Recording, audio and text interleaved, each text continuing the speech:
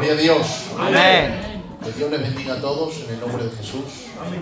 Es una bendición poder estar en esta tarde con ustedes y poder sentir la presencia de Dios como estamos sintiendo la presencia de Dios. Aleluya.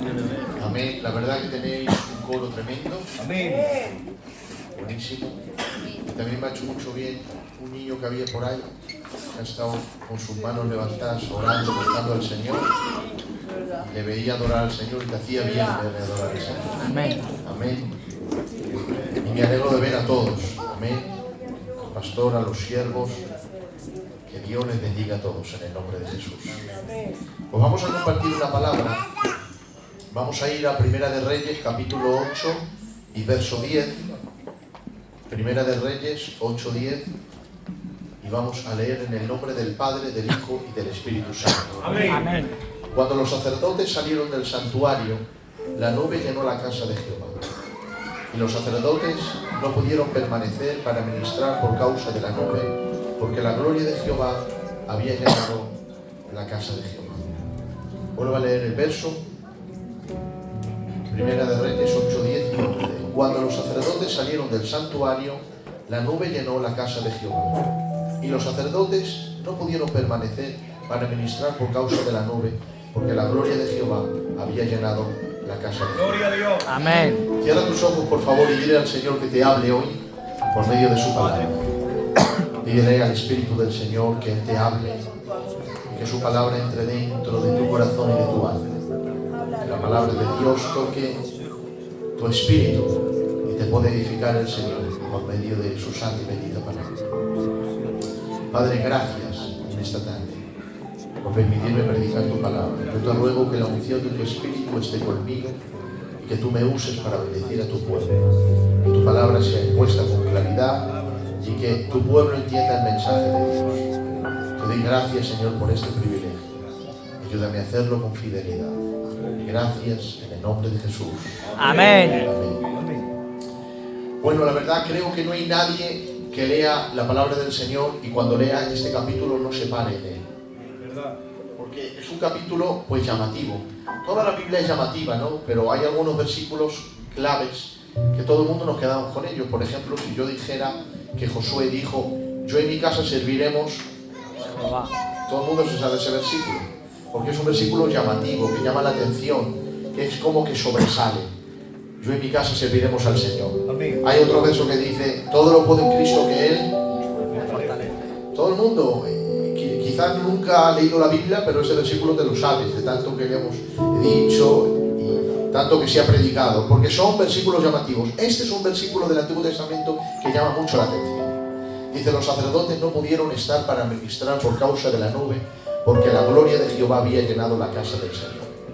Claro, te tienes que parar porque dices, es tremendo porque los sacerdotes se tienen que parar de ministrar, no pueden ministrar, no pueden seguir adelante en la administración del santuario, ellos se paran.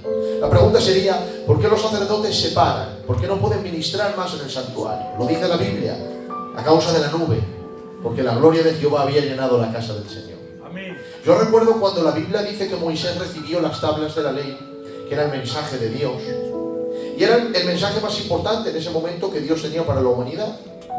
Luego, otro mensaje ha venido más importante. Dios ha tenido dos mensajes muy importantes para el mundo. El primero la ley y el segundo el Evangelio. Es más importante el Evangelio que la ley.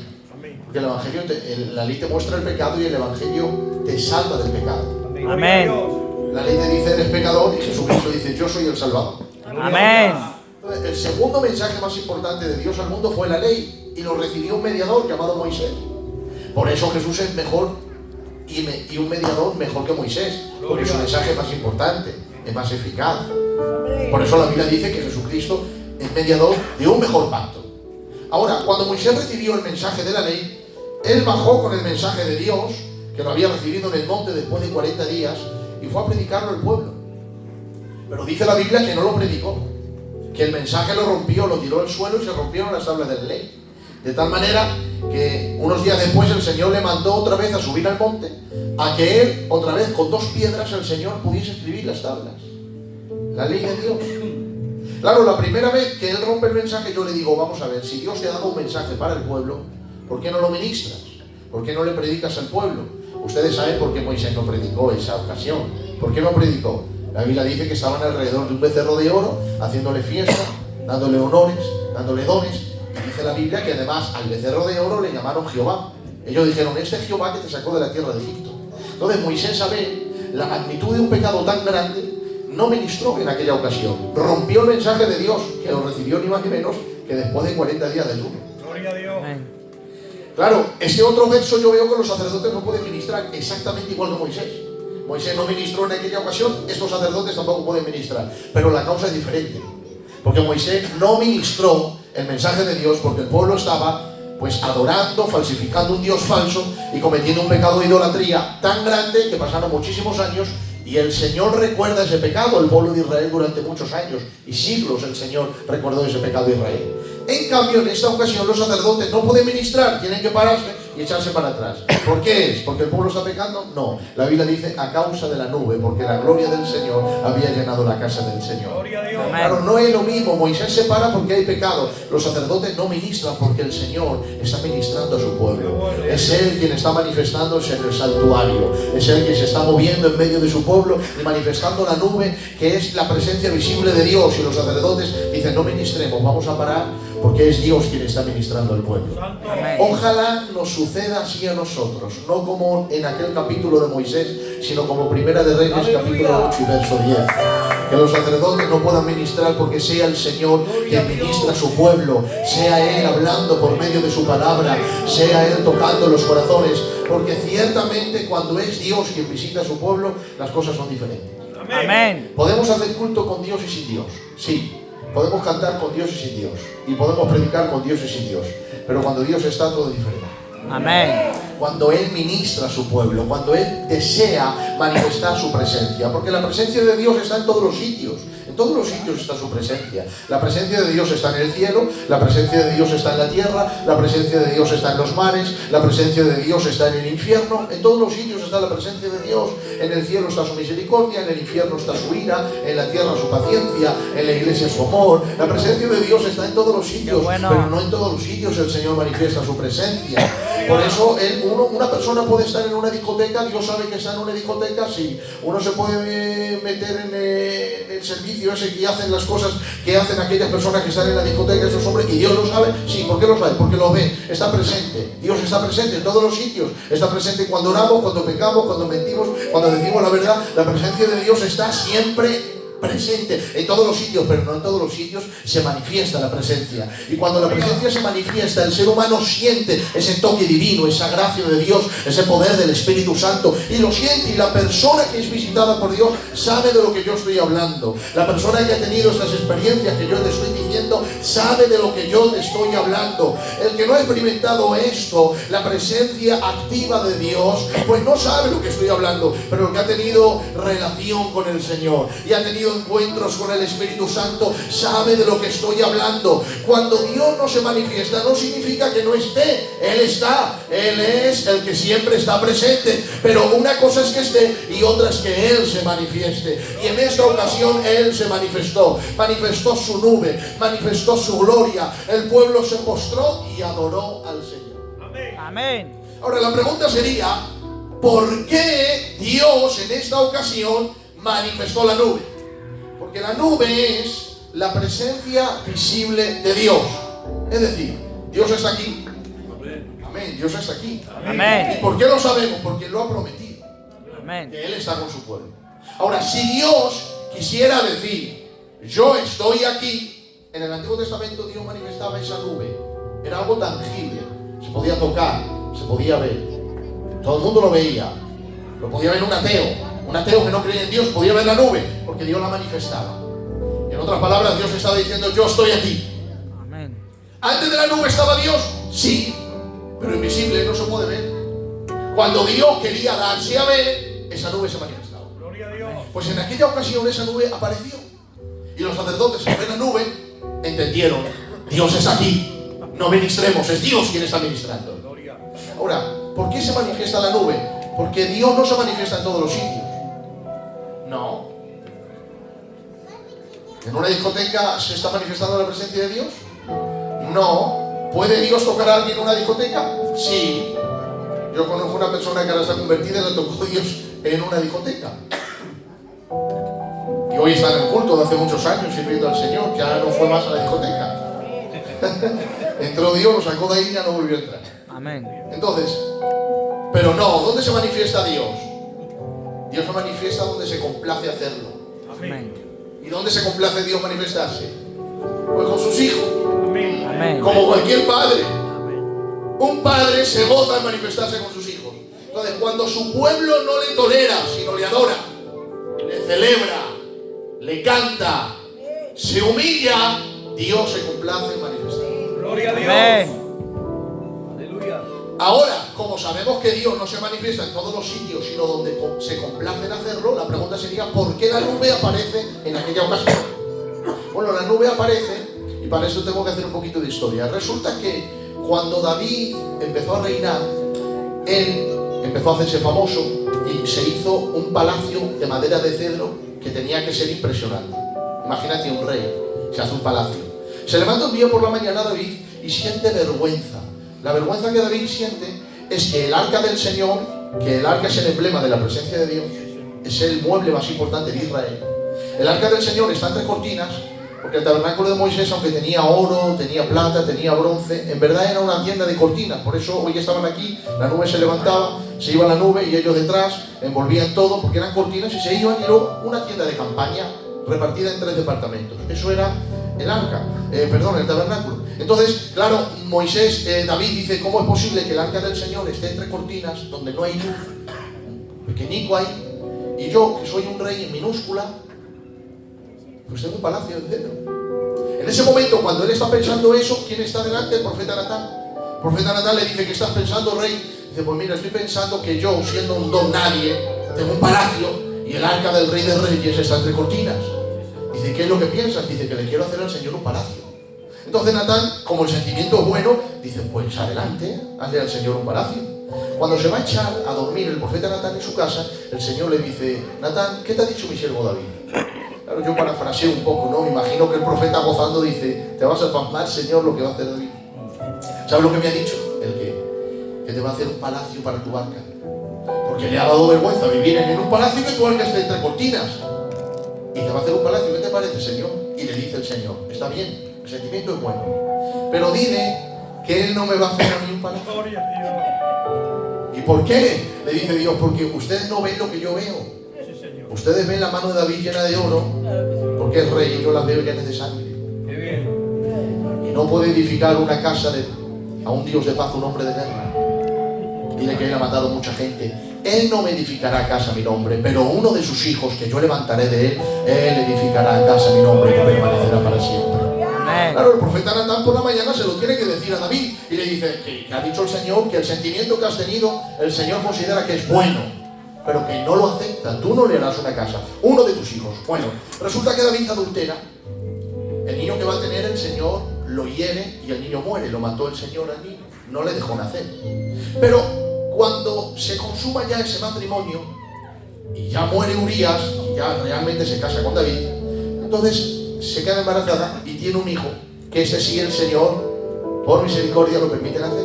¿Cómo se llama? Salomón. Este niño lo amó tanto el Señor que le puso Dios un mote, porque David lo llamó Salomón, pero el Señor le dijo al profeta Natán, dile que le llamo yo Jedidías, que significa el amado del Señor. Se enamoró Dios tanto de este niño que no fue el primero de David, fue uno de los últimos, pero Dios lo escogió para ser rey. Dios se pasó la cabeza de algunos cuantos para escoger a Jedidías y ponerlo como rey sobre todo Israel. Además le puso siendo un niño sobre Israel. Y no solo eso, sino que se apareció el Señor conociendo de antemano lo que él le iba a pedir y que le pidió sabiduría. Dios le dio tanta sabiduría que no ha habido un hombre, excepto Jesucristo, más sabio que Salomón. Bueno, pues resulta que con esa sabiduría que tenía, porque era muy sabio, hizo mucho dinero. Es que eso es así. Un hombre sabio coge mucho dinero, hace mucho dinero. Y él, como era sabio, pues hizo mucho dinero, de tal manera que tenía de caballos 40.000 caballos, 40.000 y 12.000 jinetes. Lo que recibía al año eran millones y millones de euros. Entonces, claro, Hablando de millones de euros. Claro, imagínate la casa que le va a hacer él al Señor.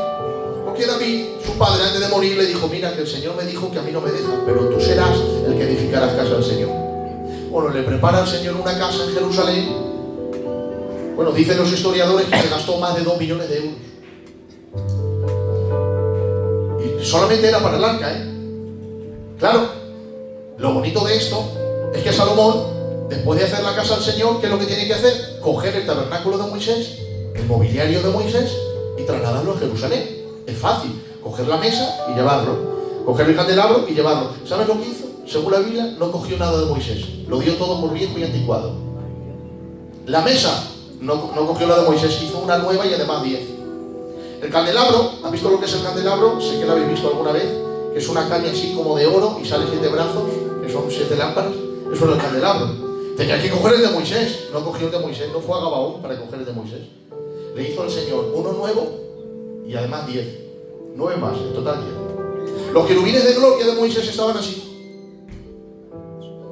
La cabeza mirando para abajo y las alas para abajo. Pues él le hizo al Señor 2 querubines nuevos, no cogió el de Moisés. Le hizo 2 nuevos mirando para adelante y así lo trajo. La mesa, perdón, el lavacro donde se lavaban los sacerdotes la mano, él le hizo no una pequeña fuente, le hizo la fuente de mar, de tan grande que era. 12 bueyes la sujetaban de bronce debajo. Le hizo 10 fuentes más. Mesas nuevas, querubines nuevos, altares nuevos. ¿Sabes cuántos levitas le puso el Señor aquí en el templo de Salomón? 4.000 y 238 cantores que se turnaban de día y noche cantando al Señor. Cuando entrabas al tabernáculo de Moisés no se escuchaba nada, todo era silencio. En el templo de Salomón había 24 horas alabanza. Isaías 6 dice la Biblia que los serafines le dicen a Dios día y noche sin cesar: santo, santo, santo es el Señor, su gloria llena la tierra. Santo, santo, santo. Si pudiéramos medir el tiempo en el cielo, cosa que no hay, pero imagínate que vas con un reloj de la tierra al cielo y mira, la 1 de la noche los ángeles cantando, 2 de la noche los ángeles cantando, 3 de la noche los ángeles cantando, pero pasa el día, a la 1 de la tarde los ángeles cantando, 2 de la tarde los ángeles cantando, 3 de la tarde los ángeles cantando, porque están día y noche sin cesar: santo, santo, santo. Pues Salomón le hizo un mini cielo a Dios en la tierra. Ibas a la 1 de la noche, había levitas cantando. Ibas a las 2 de la mañana, había gente cantando. Ibas a las 4 de la mañana, había gente cantando. 238 cantores que alababan y profetizaban delante de Dios día y noche sin cesar, alabando su nombre y su misericordia. Impresionante. El tabernáculo de Moisés era 40 metros de largo y 20 de ancho. Salomón le hizo al Señor 100 metros de largo y 40 de ancho. Es que todo era nuevo, todo era esplendoroso, todo era grande, era tremendo. Pero cuando terminó de hacer todo,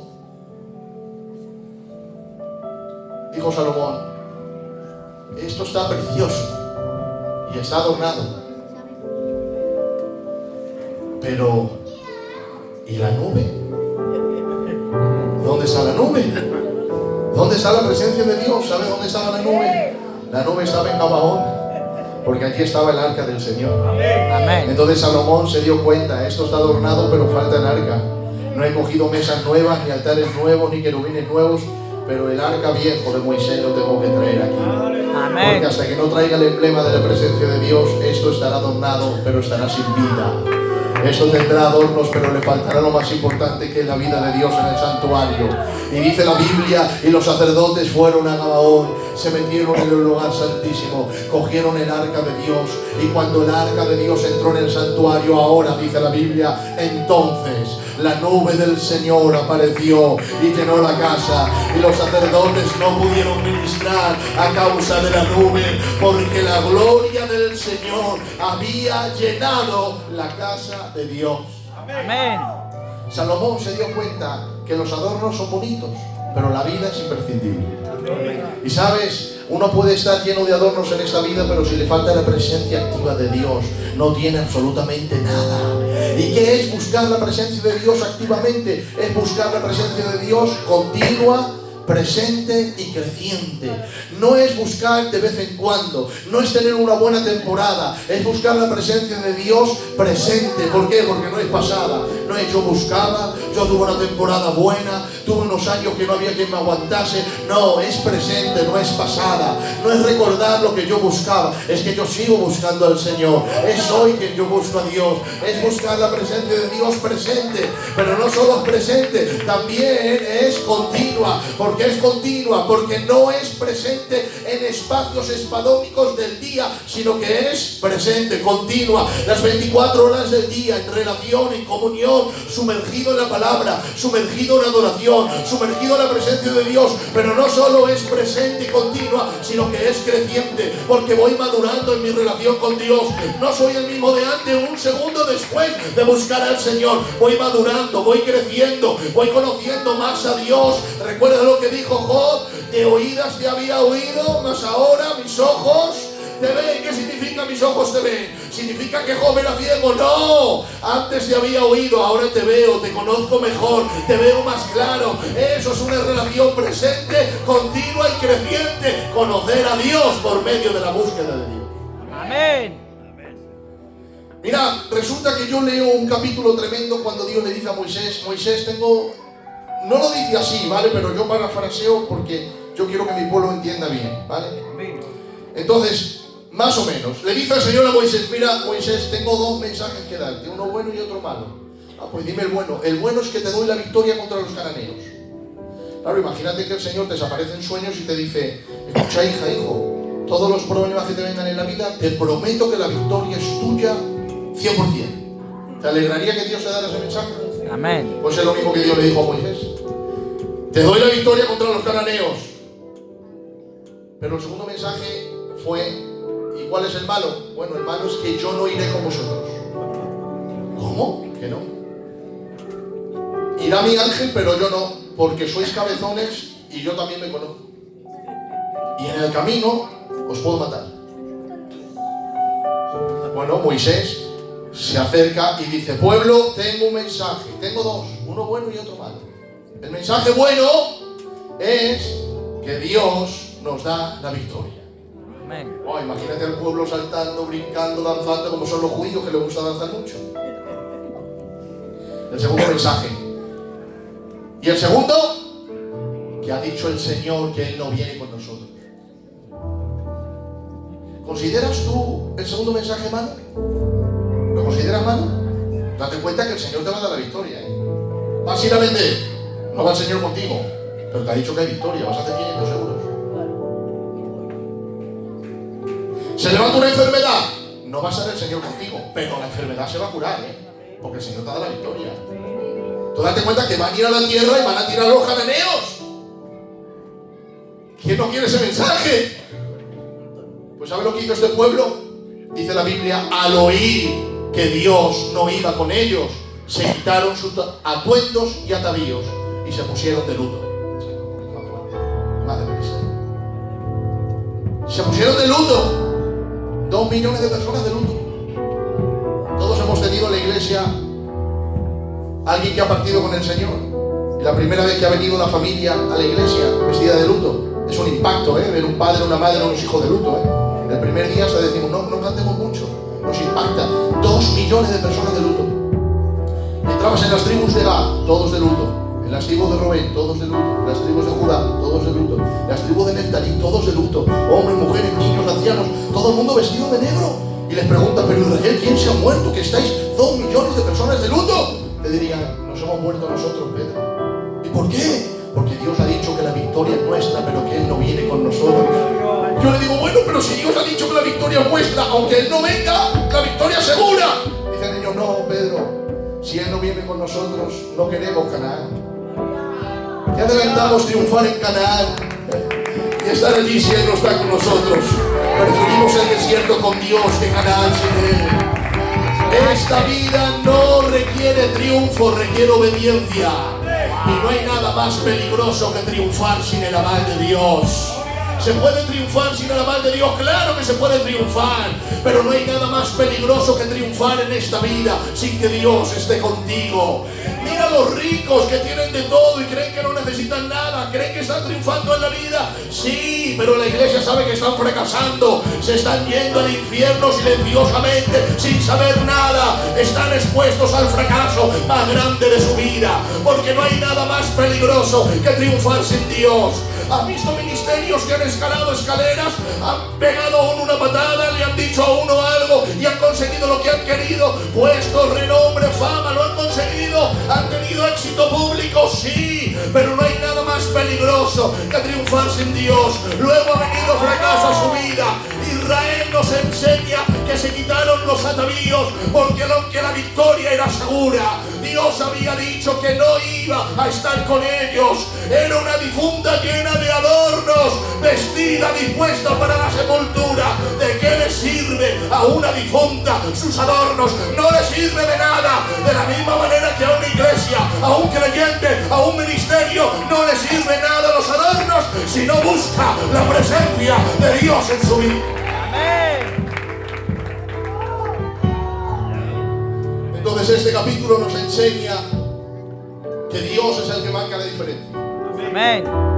Que la grandeza de Dios sobre un hombre es Dios sobre ese hombre. Que la marca de un hombre de Dios es Dios sobre él. Y nada más. Ni dones, ni talentos, ni lugares, ni prominencia, ni riqueza, ni salud, ni nada de eso. Son adornos bonitos, necesarios, pero no imprescindible. Imprescindible es la presencia del Dios de Israel en medio de nosotros. Eso es imprescindible en la vida de un creyente. La presencia de Dios se practica. Se practica la presencia de Dios. No es que uno ya la tiene y ya la tiene. No, ya la tenemos, sí, pero la practicamos. Por eso he dicho que es presente, continua, creciente. Presente porque no es pasado. Es continua porque no es por espacios. Y es creciente porque voy madurando en la presencia de Dios. ¿Cuántos quieren buscar al Señor? Porque saben que lo más importante de su vida es la búsqueda de Dios sobre tu vida. Apláudele fuerte al Señor. ¡Aleluya!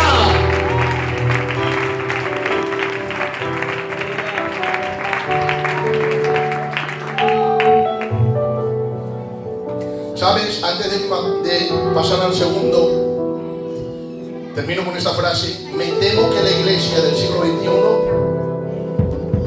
preferiría la victoria de Canaán, aunque Dios se quedara en el desierto. Amén. Número 2. Seguimos hablando del arca. Resulta de que los filisteos es un pueblo que el Señor dejó para que Israel luchase. Y este pueblo, pues, bueno, salen a la guerra contra los filisteos. Tienen tanto miedo en esta ocasión que dicen los israelitas: vamos a sacar el arca del Señor para la guerra. Sacan el arca de Dios. Resulta que el arca no estaba diseñada para la guerra, sino para el sacrificio. Claro, cuando sacan el arca, ¿qué hacen los filisteos? Le vencen, matan a sus hombres y les roban el arca.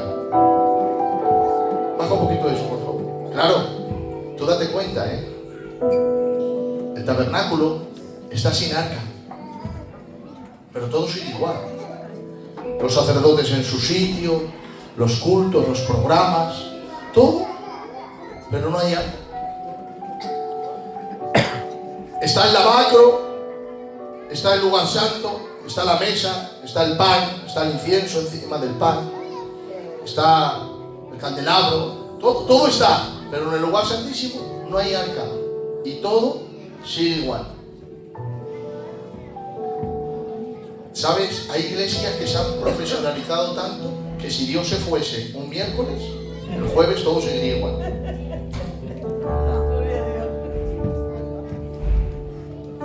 En cambio Israel se vio morir sin Dios. Amén. Si Él no está con nosotros, las mujeres se quitan los pendientes y los hombres, los brazaletes, y dice: de lutos todos, porque no queremos nada si Él no está con nosotros. No necesitamos nada que Él no nos quiera dar. Amén. Pues les robaron el arca. ¿Y qué hicieron los filisteos? Se llevaron el arca y lo pusieron en su templo, en el templo del dios Dagón. ¿Quién es el dios Dagón? El dios Dagón tiene cara de hombre, manos de hombre, pies de hombre y cuerpo de pez. Claro, cuando lo ponen enfrente, ponen el arca de Dios, que era un mueble pequeño. Si es que el arca era 1 metro por 1 metro, un mueble pequeñito, de madera. Lo ponen enfrente, y como los filisteos son idólatras, creen que el arca es Jehová, no un emblema de la presencia. Ellos creen que es Jehová, porque ellos también tienen un Dios, especie de un pez, lo más feo del mundo. Pues para ellos es su Dios. Claro, ponen el arca enfrente como diciendo: nuestro Dios ha vencido al Dios de Israel. Cierran la puerta y al otro día por la mañana los sacerdotes dicen: vamos a abrir la puerta para que el pueblo vea que nuestro Dios ha vencido al Dios de los hebreos. Cuando abren la puerta, ¿cómo está el dios Dagón? Que era una estatua. Es como que el Señor le había pegado así un cogotazo. Por la noche se cae y estaba tirada enfrente del arca. Claro, el arca en su sitio y el dios Dagón inclinado. Ellos levantan a su Dios y dice: aquí no ha pasado nada, no se ha enterado nada. Pero el otro día por la mañana dice el Señor: no vais a ocultar lo que yo voy a hacer. Porque resulta que el Señor por la noche le cortó la cabeza, las manos y los pies. Claro, el cuerpo tirado en un sitio, las manos, la cabeza y los pies tirados en otro. ¿Dónde fue a caer todo? En la puerta del santuario del dios Dagón. Cuando los sacerdotes abren la puerta, ven las manos de su Dios, los pies de su Dios, la cabeza de su Dios, el cuerpo de su Dios un poquito más para allá. Y dice la Biblia: desde aquel día en adelante, los sacerdotes de Dagón ya no pisan el umbral de la puerta. ¿Por qué no lo pisan? Porque cuando pisan el umbral de la puerta recuerdan que el Dios de Israel venció a su Dios. Amén. En su propio campo y en su propio terreno, allí le cortó las manos, los pies y la cabeza. Y no quiere pisar el umbral de la puerta. Mira, una vez en un velatorio, recuerdo que fue en un velatorio, yo cuando me miro la mano tengo aquí un pequeño rasguño de hace años. Y recuerdo que fue en un velatorio porque me hice y esto, cuando yo veo esto, es un pequeño rasguño, recuerdo la herida. Y recuerdo dónde me hice la herida. Por eso los sacerdotes de Dagón ya no pisan el umbral de la puerta, porque al pisar el umbral de la puerta ya no está la mano de su Dios ahí, pero recuerda que estuvo, que su Dios fue herido, que otro Dios lo hirió, que lo venció. Entonces ellos no quieren recordar la derrota de su Dios, porque la herida de su Dios es la derrota de su pueblo. ¿Y qué cosas, iglesia? Nuestro Dios también fue herido, exactamente igual que Dagón, manos, pies y cabeza. Pero lejos de ser nuestra derrota, la herida de nuestro Dios ha sido nuestra victoria y ha sido nuestra sanidad. A través de su herida, la iglesia ha alcanzado perdón y victoria. Eso quiere decir que el Señor es capaz de convertir tus heridas en trofeos de su gracia. Es capaz de convertir tus heridas en testimonios vivos de que Dios puede levantarte aunque estés caído, puede sanarte aunque estés enfermo, puede ayudarte cuando nadie te tiende la mano, y puedes contar el testimonio de que el Señor ha estado contigo aunque los demás te han abandonado. El Señor puede transformar tus heridas en victoria para la gloria de su santo nombre. Amén. Resulta de que el Señor, yo voy a contar lo que dice la Biblia. El Señor empezó a enviar enfermedades, y en todas las casas de los filisteos un hombre muere, otro hombre muere, otro hombre muere, otro hombre muere. Entonces los filisteos, que no son tontos, se dan cuenta que el Dios de Israel ha vencido a su Dios y que los va a matar a todos como no devuelvan el arca santuario. Entonces dice: vamos a devolver el arca. Dice: bueno, pero no vamos a devolver el arca de cualquier manera. Este Dios está furioso. Porque os voy a decir una faceta de Dios. Dios es amor y es severo también. El apóstol Pablo dice: mira pues la bondad de Dios y la severidad de Dios. La bondad contigo y la severidad con los que cayeron. Dios también es severo en su juicio. Entonces Dios fue severo contra los filisteos. Empezó a matar a un hombre por casas. Claro, ellos dicen: vamos a devolver el arca, que el Señor de Israel nos mata, Dice: pero no vamos a devolverla de cualquier manera. ¿Cómo la devuelven? Cogen 2 vacas que nunca jamás han llevado yugo en sus lomos, nunca han tenido una carga, pero dice la Biblia que habían tenido crías, fruto. Nunca habían tenido un cargo, pero habían tenido fruto, porque el cargo te lo da el pastor y el fruto te lo da tu relación con el Espíritu Santo. Estas vacas nunca habían tenido un cargo, nunca habían cargado nada, pero habían tenido crías. ¿Y qué hacen con las crías? Las encierran en el cobertizo. Y ahora dicen los filisteos, vamos a poner el arca de Dios encima en un carro. Si las vacas van camino de Israel, es señal de que esto lo ha hecho el Dios de Israel. Si las vacas se tuercen y van por otro camino, es señal de que esto ha sucedido por casualidad. Y dice la Biblia literalmente, e iban las vacas camino de Israel, sin torcerse a derecha y a izquierda. Iban andando, no se torcían a derecha y a izquierda. Mirad, hermanos, ustedes como yo han andado 1 kilómetro, 2 kilómetros y ya nos bandeamos, nos cansamos. Estas vacas estaban cansadas, pero no se torcían a derecha ni a izquierda. El arca de Dios estaba encima de ellas y ellas sabían, la reputación de Dios estaba dentro de ellas. Es como que Dios la guiaba en el lenguaje de las propias vacas. No torceros a derecha ni a izquierda, porque mi arca está encima. Si vosotros se tuercen, ellos dirán que no ha sido de Israel. Si ustedes caminan, ellos dirán que ha sido del Dios de Israel. Sin torcerse a derecha ni izquierda. Pero el verso a continuación dice, e iban andando y bramando. ¿Por qué bramaban? Porque el sentimiento materno les decía, daros la vuelta, las crías están en el cobertizo, id a por vuestras hijas. Pero es como que Dios decía, sacrificar el sentimiento materno, sacrificar lo que tengáis que sacrificar, porque el arca de Dios está encima de vosotros. ¿Y sabes qué, iglesia de Dios? Hemos recibido ni más ni menos que al Hijo de Dios con nosotros, la gloria del Evangelio en nuestra casa. Si nosotros nos torcemos, si nosotros vamos de izquierda a derecha, muchos nos verán y dirán, quizá no es tan verdad lo que dicen estos, pero si marcamos la diferencia y somos capaces de sacrificar lo que tengamos que sacrificar, sabiendo que la honra de Dios está encima de la iglesia, nosotros hemos recibido el arca y debemos de caminar a Jerusalén, a Israel, pase lo que pase, sin torcernos a derecha ni a izquierda.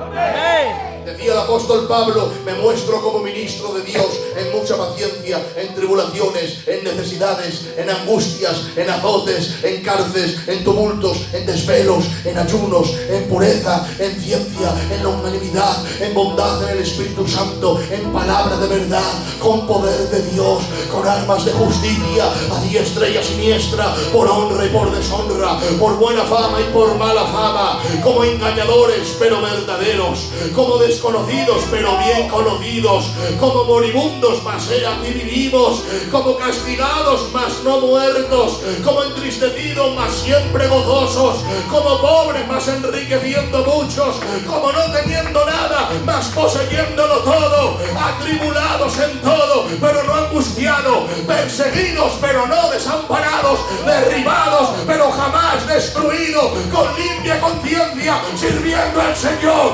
sacrificando lo que uno tenga que sacrificar por mantener una sana relación con Dios. Apláudale fuerte a Él.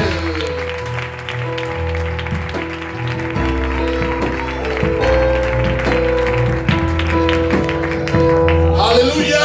Amén. Dios está aquí. Amén. Asegúrate convertirte a Dios. Porque no hay nada más triste que irte al infierno desde el banco de una iglesia. Qué bueno, ¿verdad?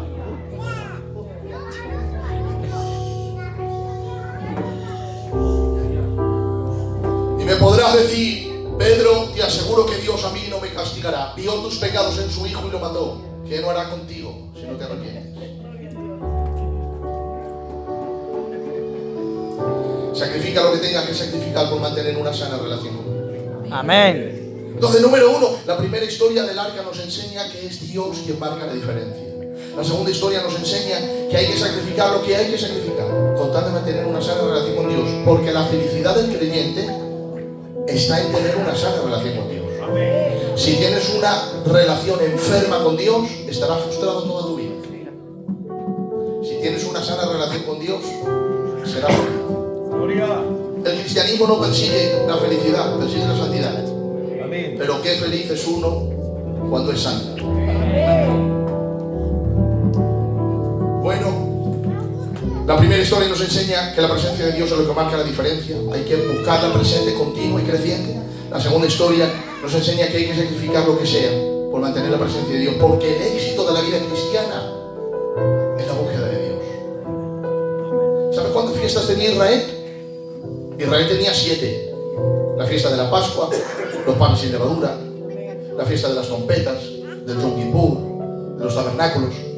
Todas las fiestas recordaban el pasado, todas. Cuando sacrificaban en la Pascua el cordero, los niños decían: papá, ¿y por qué el cordero? Dice: porque Dios liberó a los niños de Egipto. ¿Te acuerdas que los primogénitos de Egipto murieron y los de Israel no? Ahí se recordaba en la fiesta de la Pascua. La fiesta de las trompetas, que recordaban que Dios les dio la ley. ¿Cuánto hace? Hace muchos años. La fiesta de los tabernáculos, recuerdan, porque los judíos, que lo pueden ver en YouTube, se salen de sus casas, tienen palacios, hacen una pequeña chabola, se meten ahí y los niños, claro, el primer día no, pero el segundo o el tercero dicen: papá, ¿qué hacemos aquí si la casa está enfrente? Pues esto porque vivimos en el desierto 40 años y Dios guardó a nuestros niños, y cuando hacía calor había una nube, cuando hacía frío había fuego, y cuando crecían los niños la ropa crecía con ellos. Como Dios nos guardó, recordamos cómo Dios nos protegió en el desierto. Todo en el pasado, todas las fiestas recuerdan el pasado, pero hay una fiesta que no recuerda el pasado. Hay una fiesta que te da seguridad en el presente y victoria en el futuro. Y en la fiesta del Yom Kippur, el sumo sacerdote entra al lugar santísimo donde está el arca de Dios, y ahí derrama la sangre del cordero. Y cuando sale, el pueblo alaba al Señor porque Dios les ha perdonado y le va a dar la victoria durante un año. Por eso los filisteos no quitaron la rama de los árboles.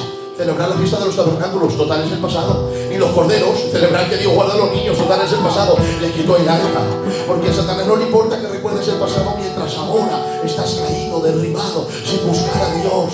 Él sabe que lo que te da seguridad en el presente y victoria en el futuro es buscar a Dios presente, continua y creciente en la presencia de Dios, lo que marca la diferencia en tu casa. Ahora me podrá decir, hermano Pedro, si la presencia de Dios es lo que marca la diferencia y debemos de sacrificar todo por ella, porque ella es la garantía de nuestra victoria cristiana en el proceso de la santificación, ¿por qué los cristianos no le damos valor a la presencia de Dios? ¿Quieres que te lo diga? Amén. Bueno, con esto termino. Resulta que el sumo sacerdote Aarón tiene 4 hijos. Y yo voy a poner las cosas para que todos lo entiendan, ¿vale?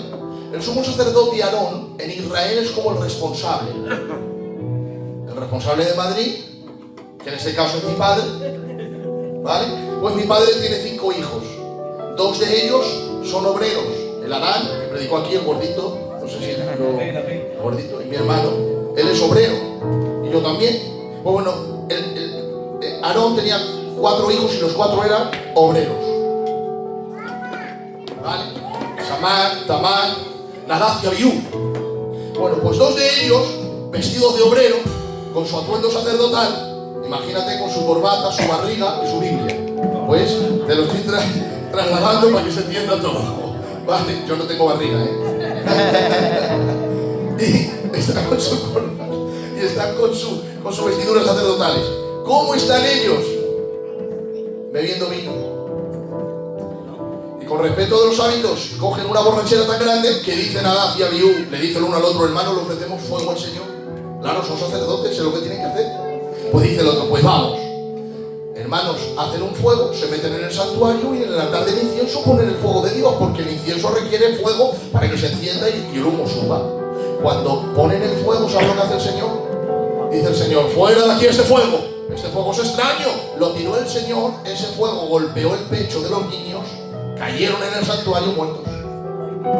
Cuando Moisés escucha un ruido y pasa, ve a sus 2 sobrinos muertos en el lugar santísimo. Pasa Aarón, que es el padre de ellos y hermano mayor de Moisés, y ve que de 4 hijos ha perdido 2 en un segundo. Los ha matado el Señor ahí en el santuario. Claro, Aarón mira a Moisés y Moisés, dice la Biblia, que cayó. Porque ¿quién le va a responder a un padre que su Dios ha matado a sus niños? No le dice nada. Pero cuando Moisés se va a la presencia de Dios, el Señor le dice esa palabra: Moisés, porque Moisés le dice: Señor, ¿qué ha pasado? Le dice Dios esta palabra: mira, Moisés, a los que se acercan a mí deben de saber que yo soy santo y delante de mi pueblo seré respetado.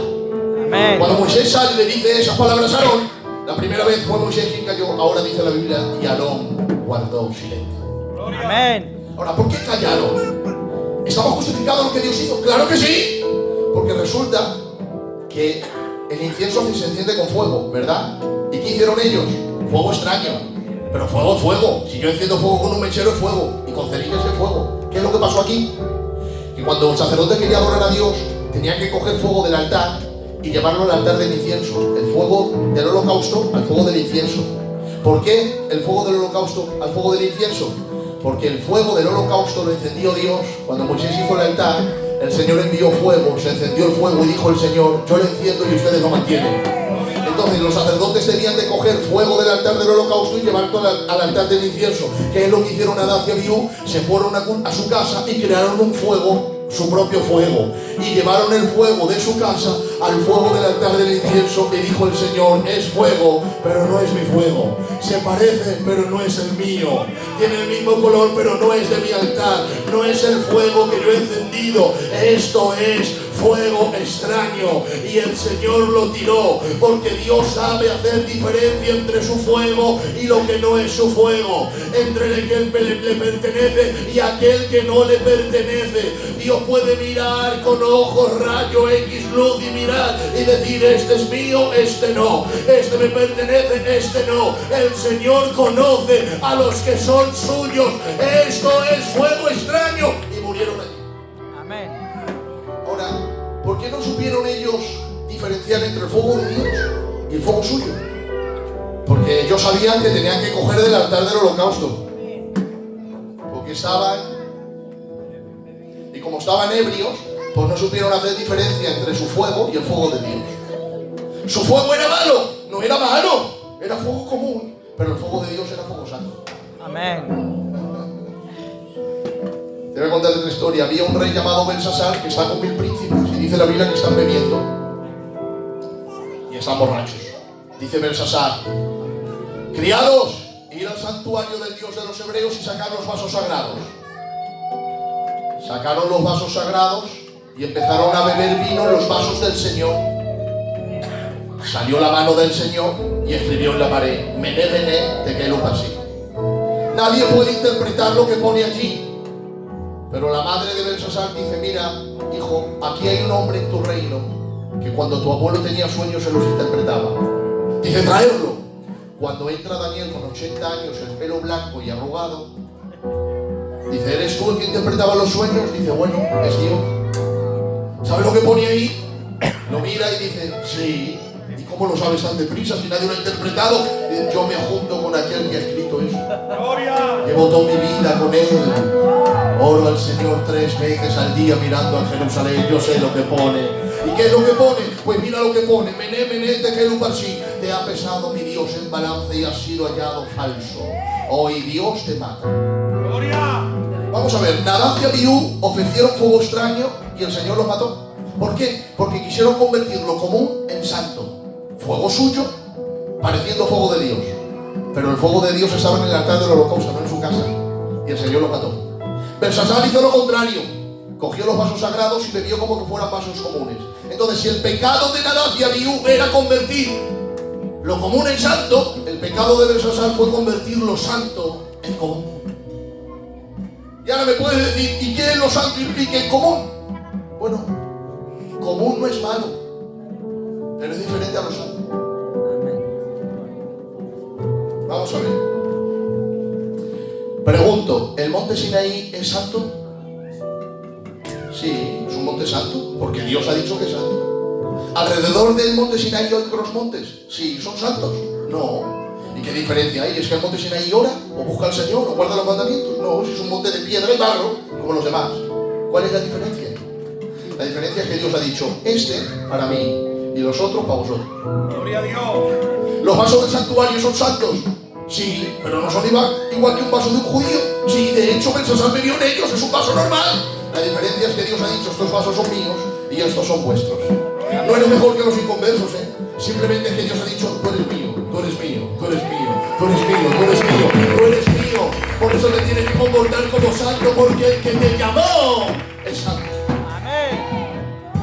Pero si te das cuenta, los hijos de Aarón quieren convertir lo común en santo y Belsasar lo santo en común, porque ambos están borrachos. Y eso nos pasa a nosotros, que estamos tan embriagados del mundo, tan embriagados de las cosas de este mundo, del materialismo, del dinero y del trabajo, que no sabemos hacer la diferencia entre lo que es de Dios y lo que no es de Dios, y no sabemos respetar lo que Dios quiere que respetemos. Por eso dice el apóstol Pedro: estad sobrios y velad, porque vuestro adversario, el diablo, anda alrededor de vosotros buscando a quien devorar. Y el apóstol Pablo dice: no os embriaguéis con vino, antes bien sed llenos del Espíritu Santo, cantando al Señor en vuestros corazones. No tenemos que estar embriagados con el mundo, sino serenos, sabiendo lo que es de Dios y lo que no es de Dios. Amén.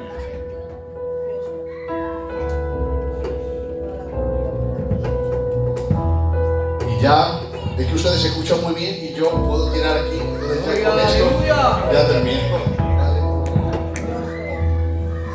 Resulta de que David, siendo rey, nada más ponerse de rey, dice: yo quiero... ¿Dónde está el arca del Señor? Dice: ¿no sabes dónde está David? No. Dice: el arca del Señor está en casa de Aminadab hace 20 años. No hace un año, hace 20 el arca no está en el santuario. Dice: no, esto no puede ser, vamos a por el arca. Van a por el arca. La ponen en un carro nuevo con bueyes. ¿Recuerdan las vacas que llevaban el arca? En un carro no se tropezaron, porque Dios quería que las llevasen. Pero estos bueyes, Dios no quería que se llevasen bueyes, sino los hombros de los sacerdotes.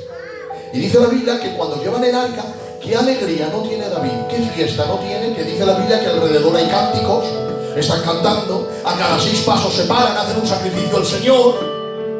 6 pasos un sacrificio, 6 pasos otro sacrificio. ¿Recordáis cuando la Biblia dice: David danzó delante del Señor? Que lo cantamos también. Fue en esta ocasión que llevaba el arca al santuario de Dios.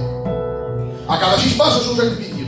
Pero una de las veces el arca se va a caer porque los bueyes tropiezan y se va a caer el arca.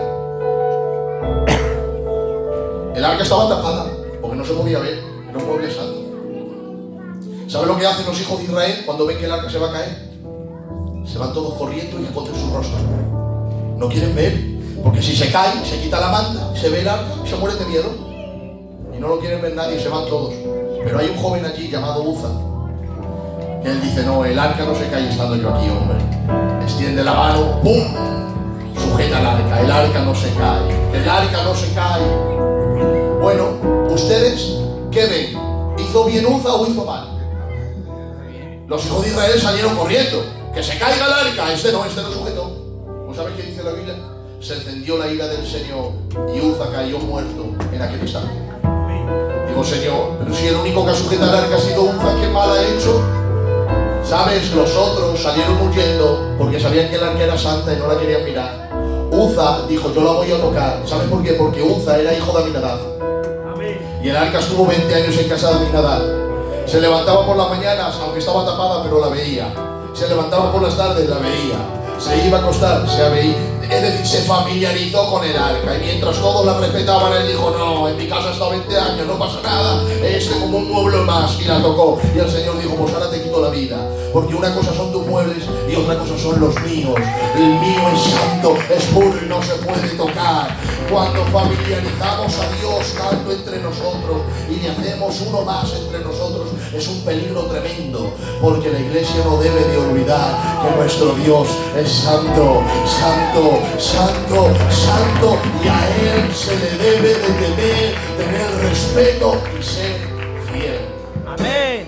Me podrás decir: hermano Pedro, me has contado historias que Dios ha matado gente porque le falta el respeto. Bueno, ahora a todo el mundo le está faltando el respeto y no pasa nada. Ahora no. Hoy no. Mañana. Mañana. Y dirá: bueno, pues mañana ya lo sufriré. No te olvides que el del mañana eres el mismo que el de hoy. Tus carnes son las mismas, tu vena es la misma, tu corazón es el mismo. Lo sufrirás. Es hora de temer al Señor hoy para no sufrir las consecuencias mañana. Teme al Señor, temblad y no pequéis, dice la Biblia. Apláudele fuerte al Señor.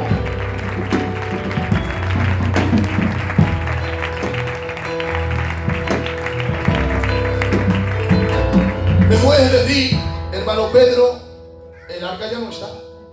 Porque el arca ya no está. ¿Dónde está el arca? Juan 1:1: en el principio era el verbo era con Dios, Dios era el verbo y este verbo vino y habitó entre nosotros. La palabra habitar significa tabernaculizó. Jesucristo es el arca de Dios. Amén. Siempre que aparecía el arca, aparecía la palabra nube y gloria. Por eso dice la Biblia, vino y habitó entre nosotros y vimos su gloria. Gloria como la del unigénito del Padre, lleno de gracia y de verdad. ¿Dónde está la nube? En el monte Tabor. Pedro, Juan y Jacobo ven a Moisés y Elías y Jesús y dice Pedro, es bueno que estemos aquí. Hagamos 3 enramadas para ti, Moisés y Elías. La nube aparece, la voz detrás de la nube. Este es mi hijo, a él oíd, estos son mis siervos. Ahí está el arca, ahí está la gloria, ahí está la nube. Y el tabernáculo, ¿dónde está el tabernáculo? Porque ya no está. Y el arca necesita estar en el lugar santísimo del tabernáculo. La Biblia dice en 1 Corintios capítulo 6, o ignoráis que vuestro cuerpo es templo del Espíritu Santo, el cual tenéis de Dios y no sois vuestros. Glorificad pues a Dios en vuestro cuerpo y en vuestro espíritu, los cuales son de Dios. Porque de la misma manera que el arca estaba en el lugar santísimo, Jesucristo está en nuestro espíritu. Amén. El atrio era de Dios, pero Dios no estaba en el atrio. El lugar santo era de Dios, pero Dios no estaba en el lugar santo. Dios estaba en el lugar santísimo. Tipifica nuestro cuerpo. Por eso lo que se puede ver es el atrio, que es el cuerpo. Romanos 12. Sacrificad pues a Dios vuestro cuerpo en sacrificio vivo. Es el atrio. Luego el alma es donde está la palabra, el maná, donde está la luz y recibimos la palabra. Pero el lugar santísimo es donde el Espíritu de Dios viene a habitar a nosotros. Cuando aceptamos a Jesucristo, la vida de Dios no fluye desde fuera hacia adentro, sino desde dentro hacia afuera. Del lugar santísimo al lugar santo, del lugar santo al atrio y del atrio al campamento, diciéndole al mundo, el Hijo de Dios ha muerto, ahora podéis ser morada de Dios en el Espíritu. Levanta tus manos, cierra tus ojos. Aleluya. Padre, gracias por esta palabra. Te ruego que bendigas a tu pueblo. Gracias por enseñarnos que la presencia de Dios es lo que marca la diferencia. Por enseñarnos a sacrificar todo lo que tengamos que sacrificar con mantener una sana relación con Dios. La presencia de Dios tiene que ser presente, continua y creciente, madurando en tu presencia, en tu gloria, en conocerte a ti. Abre nuestros ojos, los ojos del entendimiento para conocerte a ti. Gracias porque nos has enseñado que el arca verdadero es Jesucristo, que nosotros somos tu templo y que junto al arca está la nube, símbolo del Espíritu Santo, y la voz del Padre y el mensaje del Evangelio. Estos son mis siervos, Moisés y Elías, los profetas, pero ya han pasado. Este es mi hijo, a él oíd, él tiene el mensaje de Dios. Gracias, Señor, gracias por enseñarnos tu palabra y bendecirnos. Gracias en el nombre de Jesús. Amén. ¿Te ha hecho bien esta palabra del Señor? Amén. ¡Aleluya! Gloria a Dios. Pues termino con estas frases. Algún día yo me moriré, y tú también, cuando entremos a la presencia del Señor. Esto va a pasar, tal cual te voy a decir. Jesús de Nazaret se presentará delante de ti y le verás por primera vez en tu vida. Yo no sé si has visto algún famoso así por la calle que ves en TikTok. Es impactante ver a alguien conocido, ¿eh? Imagínate Jesús de Nazaret. Gloria. Cuando le veas por primera vez en tu vida y veas el brillo de sus ojos y escuches el soniquete de su voz, es ahí, justo ahí, que te darás cuenta de algo. Que Jesús no era lo más importante que tenías en la tierra. Era lo único que tenías. El Señor bendiga.